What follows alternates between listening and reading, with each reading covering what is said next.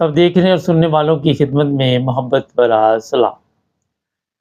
کل social media پہ میں کوئی چیک کر رہا تھا تو ایک ایسی خوفناک چیز میرے سامنے سے گزری اور میں حیران رہ گیا کہ پاکستانی قوم اس قدر گر سکتی ہے، اور لوگوں کو جس طرح پاکستان میں ظلم کا نشانہ بنایا جاتا ہے صرف اپنی تجارت کو ٹھیک کرنے کے لیے۔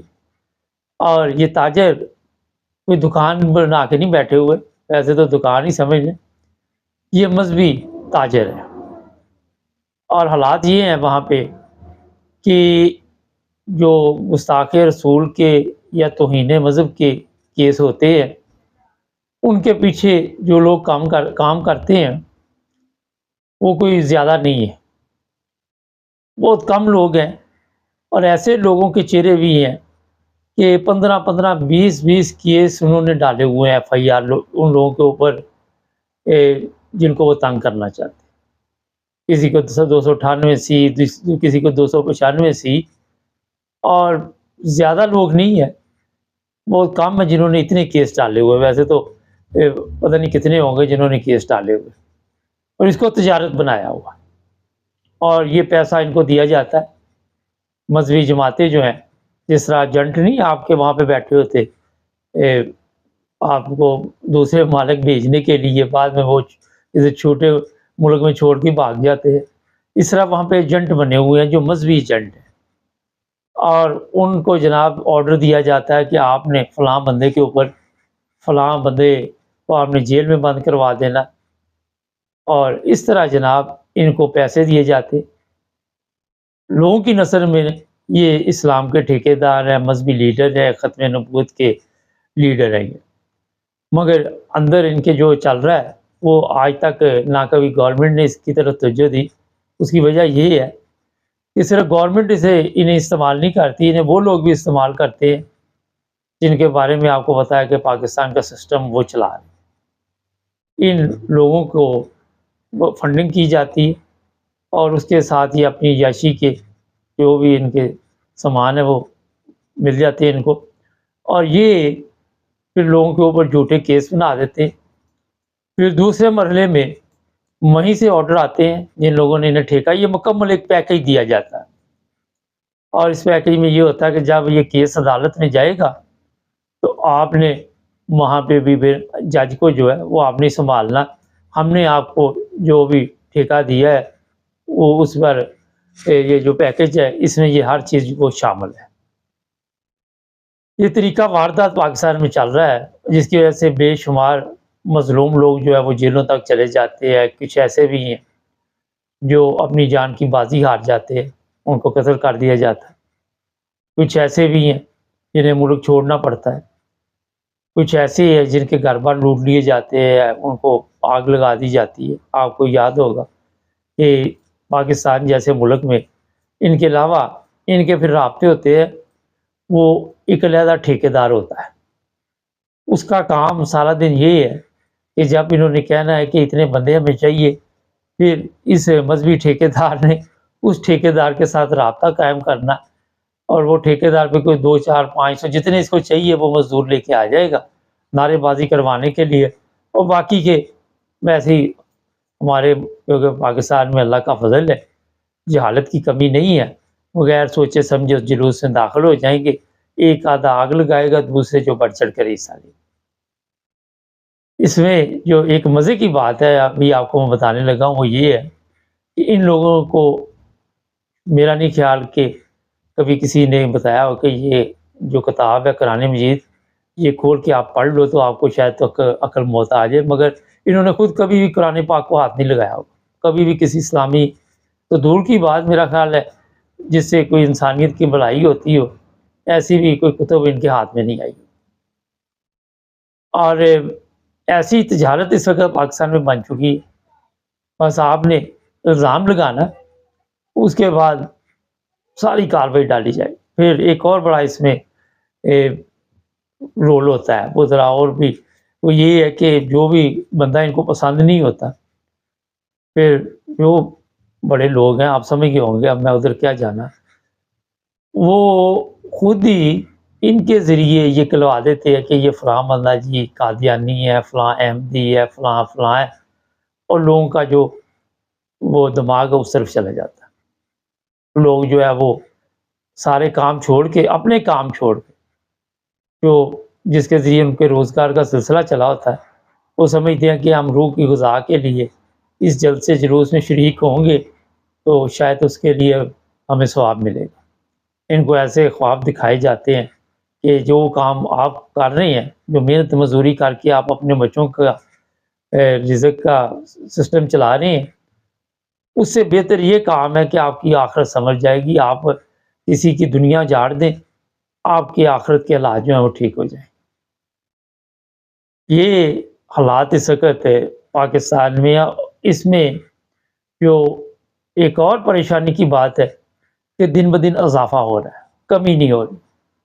پہلے 10-20 ٹھیکیدار ہوتے ہیں، پھر وہ کہتے ہیں جناب کوئی کام نہیں چل رہا، کوئی کاروبار نہیں ہے، پھر وہ بھی اسی طرح داڑھی شاڑی رکھ کے اسی بزنس میں شامل ہو جاتے ہیں اور دنوں میں ترقی کر جاتے ہیں۔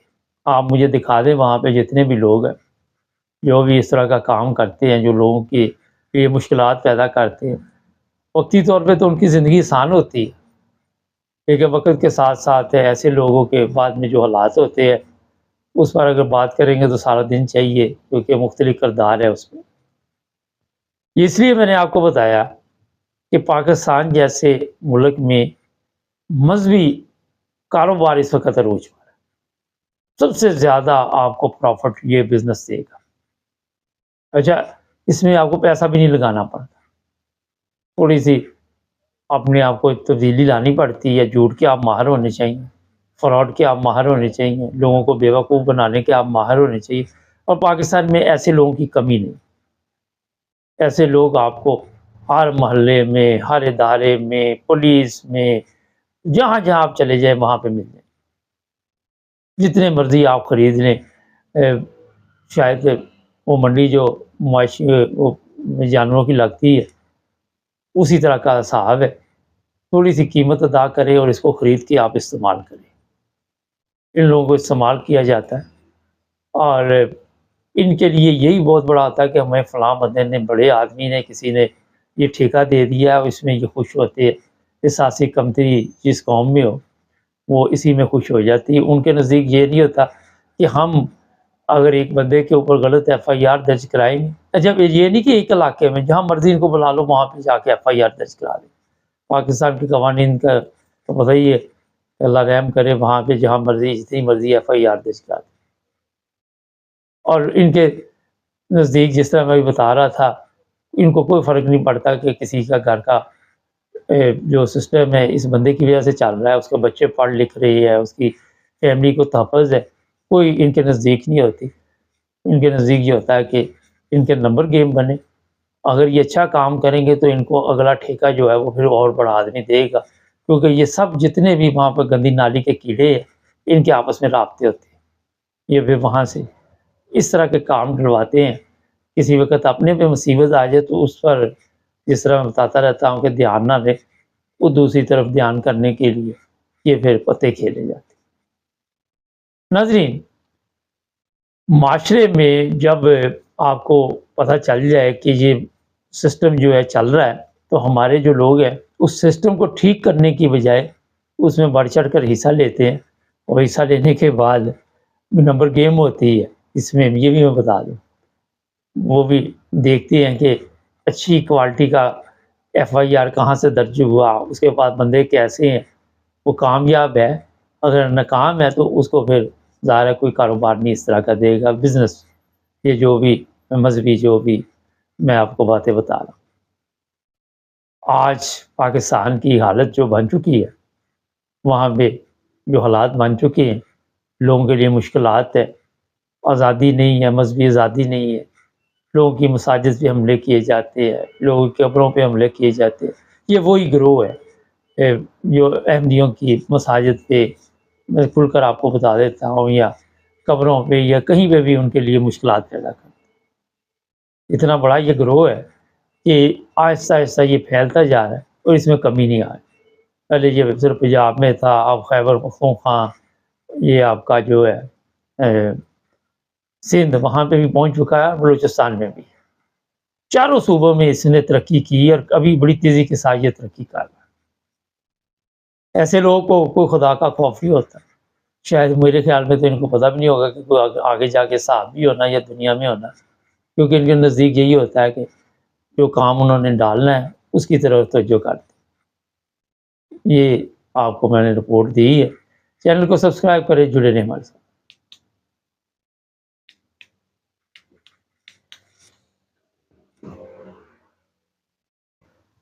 सब देखने और सुनने वालों की खिदमत में मोहब्बत भरा सलाम। नाज़रीन, आज का केस बड़ा अहम है और ये जर्मनी से एक लड़की के साथ ऐसा क्या हुआ कि उसे बेगुनाह जेल में बंद कर दिया गया, और क्या वजह थी? वजह थी मोहब्बत। जी हाँ, अब आप सोचेंगे कि मोहब्बत में इंसान बिल्कुल ही आंधा हो जाता है, उसको नज़र नहीं आता। इस लड़की के साथ भी ऐसे ही हुआ। इसका एक दोस्त बन गया ऐसे मुल्क से जहाँ पे गुर्बत अफलास थी, इतने अच्छे हालात नहीं थे, और वो लड़का भी जर्मनी आ गया। जर्मनी आके उसने जनाब किसी तरह जर्मनी, क्योंकि ऐसे कवानीन भी थे कि आपको इतना अरसा हो जाए तो वहाँ का जो रेजिडेंट परमिट दे दिया जाता है, रहायशी वीज़ा, उसी बेस पे उसने जी वो वीज़ा ले लिया। उसके बाद इस लड़की से उसकी मुलाकात हुई, जिसकी बोर्ड पे तस्वीर आप शुरू में देख रहे होंगे जैसे ही आपकी नज़र बोर्ड पे पड़ती है। और फिर ये साहब कहने लगे कि आप मेरे मुल्क चलें, वहाँ पे हम कुछ दिन रहेंगे, छुट्टियाँ गुज़ारते हैं। वो लड़की नहीं मान रही थी। उसने अपनी माँ से ज़िक्र किया, माँ भी मुतमिन नहीं थी। लेकिन मजबूर किया गया इस लड़की को कि किसी न किसी तरह मैं आपके साथ हूँ, आपको जितने भी अखराजात हैं, टिकट के जो भी लालच यहाँ पे दिया गया कि जितने भी अखराजात हैं और वहाँ पे 5 स्टार होटल में हम ठहरेंगे, ये वो कहानी सुना के उसको तैयार कर ली। किसी ऐसे होटल की तस्वीरें दिखाई गई, काफ़ी अच्छे वाले की। वो लड़की तैयार हो गई और जब वो जाने लगी तो माँ से मिलने आए दोनों। तो माँ परेशान थी, लेकिन फिर भी ज़ाहिर है यहाँ पे 18 साल से ऊपर जब उम्र हो जाती है, माँ-बाप कुछ भी नहीं कह सकते। उसने उस लड़के को ये कहा कि देखो ख़्याल रखना बेटी मेरी का, और ये ना कोई मुश्किल हो जाए।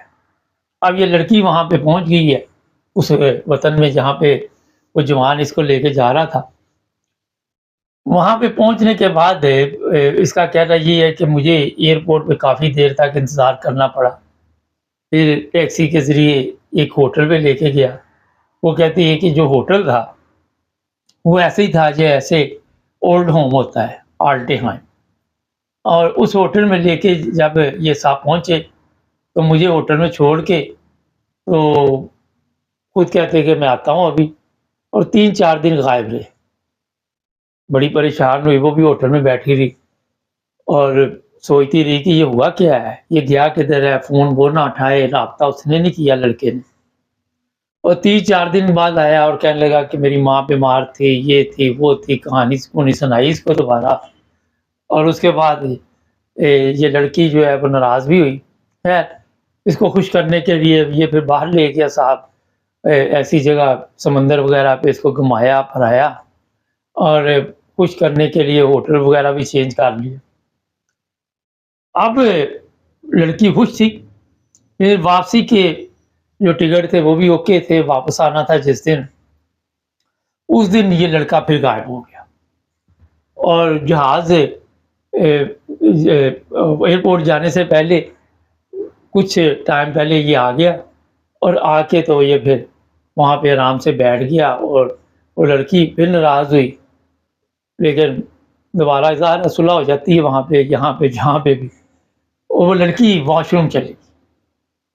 अब जैसे ही वो वॉशरूम गई, इसने लड़के ने क्या किया कि उसका जो अटैची था, जो उसमें जनाब इसने वो पाउडर रख दिया, कोकाइन, उसके पैकेट रख दिए। और वो जब बाहर आई तो इसने वो उसका अटैची जो है वो पैक करके रख दिया हुआ था। اس لڑکی نے کہا کہ آپ نے تو یہ پیک کر دیا، ابھی میں چیک کرنا ہو، کہتا ہے ٹائم کم ہے، ہم ایئرپورٹ کے لیے نکل رہے ہیں، اور میں نے وقت کے حساب سے کہ آپ اندر بیٹھی واش روم میں، تو میں اس کو اتنی دیر میں پیک کر دوں۔ اب وہ بیچاری نہیں سمجھ سکی کہ اس کے ساتھ کیا ہونے والا آگے جا کے، اور پھر یہ دونوں ٹیکسی کے ذریعے ایئرپورٹ پہ پہنچے، اور ایئرپورٹ کے اندر داخل نہ ہو یہ لڑکا نا، وہ کے اندر چلتے ہیں، خیر یہ اندر چلے گئے، اندر جا کے ابھی یہ بورڈنگ کارڈ لینے سے پہلے ہی وہ کاؤنٹر ڈھونڈ رہے تھے کہ پولیس نے آ کے کہا کہ آپ ہمارے ساتھ آئیں۔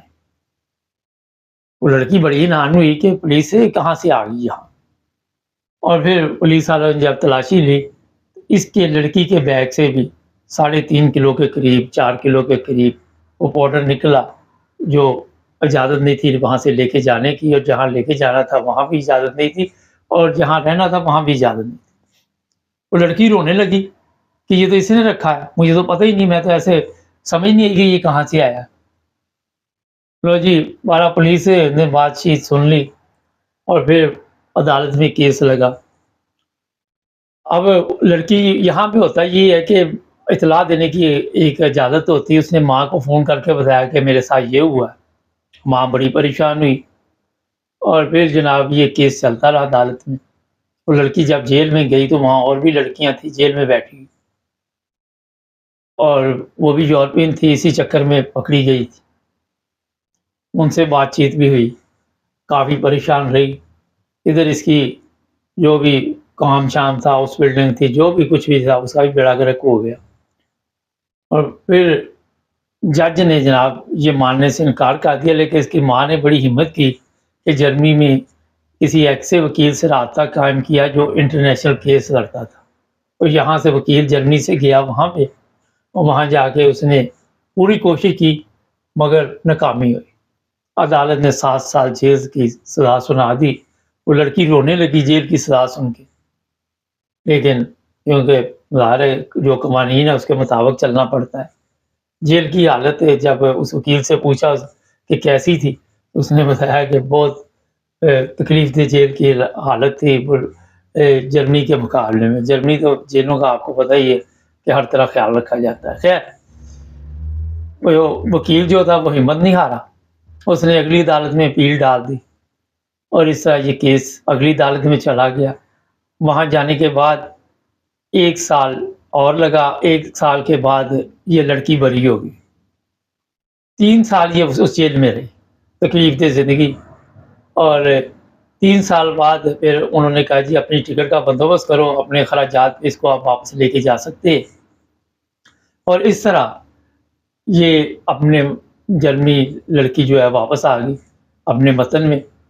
اور اس کی جب میں نے یہ داستان سنی تو مجھے بھی بڑا افسوس ہو رہا تھا، تو میں نے سوچا کیوں نہ اس پہ ایک پروگرام کیا جائے۔ آپ کو پتہ ہے کہ بڑی تعداد میں یہ دھندا چلتا ہے، آپ یہ دیکھ لیں، یہ کولمبیا ہے، اور بھی اس طرح کے جتنے ممالک ہیں، پاکستان کا نام بھی ہے، افغانستان بھی ہے، اور بھی ممالک ہیں، یہاں پہ اسی طرح لوگوں کو بیوقوف بنایا جاتا ہے، اور لڑکیاں جو ہیں یا کوئی بھی ہو، اس سے آپ نے کو یاد ہوگا سعودی عرب میں بھی کئی پاکستانی پکڑے جاتے ہیں، کئیوں کو سر تن سے جزا کر دیے جاتے ہیں، اعتماد میں مارے جاتے ہیں۔ ٹھیک ہے اعتماد کرے، مگر اتنا اعتماد بھی نہ کر لے، کیونکہ یہ جو ایسے ایسے حالات ہے کہ وہ جو ٹیچی ہوتے ہیں وہ بدل دیتے ہیں، ان کے اندر ایسے خفیہ بنا کے ادھر ڈال دیتے ہیں کہ عام بندے کو پتہ نہیں چلتا کہ اس میں اس طرح کے ڈرگس وغیرہ رکھ دیے جاتے ہیں، اور لوگ پھر بے گناہ بھی جیل میں چلے جاتے ہیں۔ یہ ایک سبق آپ کے لیے ہے کہ جب بھی سفر کرے یا کسی کے ساتھ آپ کے تعلقات بن بھی گئے ہیں، تو یہ نہیں کہ آنکھیں بند کر کے تو آپ کہیں کہ اب سب کچھ ٹھیک چلے گا، حالات ٹھیک چلے گئے، اور یہ اب پولیس پکڑتی ہے۔ ایک چیز ذہن میں رکھیں، یہ میں آپ کو بتا دوں، اگر کوئی چیز آپ کے سامان سے نکلی تو آپ کی ذمہ داری ہے، وہ اس کی ذمہ داری نہیں ہے۔ یہ بات کا معاملہ کہ وہ کہاں سے آئے گی، ایئرپورٹ ہو، گاڑی کی ڈگی ہو، گاڑی ہو، کہیں سے بھی کوئی چیز برآمد ہو جاتی ہے تو آپ اس کے جواب دیں۔ اگر آپ کہیں کہ جناب کہ یہ مجھے پتہ نہیں ہے، اس کے لیے بھی پھر ثبوت دینے پڑتے ہیں، اور ایک دفعہ عدالت میں آپ کو جانے کے لیے سسٹم جو ہے مکمل طور پر جو آپ کا وہ بیڑا گرک تباہ ہو جائے گا، اور پھر وکیل، پھر اگر کسی غیر ملکی ملک کسی دوسرے ملک میں آپ کے لیے مصیبت بن گئی ہے تو ایک اور مصیبت یہ ہے کہ آپ کی مدد کرنے والا کوئی نہیں ہوگا۔ ہمارے پاکستانی بچے اور بچیاں یا جو بھی والدین، ان کو بھی اس چیز کی احتیاط کرنی چاہیے اور ہر چیز پہ نظر رکھنی چاہیے۔ کبھی بھی کوئی چیز شک کی نگاہ سے گزرے تو اس کو چیک کر لینا چاہیے، جس طرح اس لڑکی نے دیکھا کہ اس کا سامان باندھ دیا گیا، تو کیوں باندھ دیا گیا؟ وہ ٹائم بھی دیکھ سکتی تھی کہ پلین میں اتنا ٹائم ہے، ایئرپورٹ پہ بھی دیکھ سکتے، گوگل میں آپ ہر چیز آج کل چیک کر سکتے ہیں۔ تو اگر وہ وہاں پہ چیک کر کے وہ سامان باہر نکال دی تو میرا خیال ہے اسے 3 سال جیل نہیں بھگتنی پڑی، فیوچر خراب ہو گیا، جو بھی زندگی کا سسٹم تھا پٹری سے اتر گیا۔ تو یہ حالت ہونے سے پہلے آپ کو سوچنا چاہیے کہ آپ کس پہ اعتماد کر رہے ہیں۔ چینل کو سبسکرائب کریں، جڑے رہیں ہمارے ساتھ۔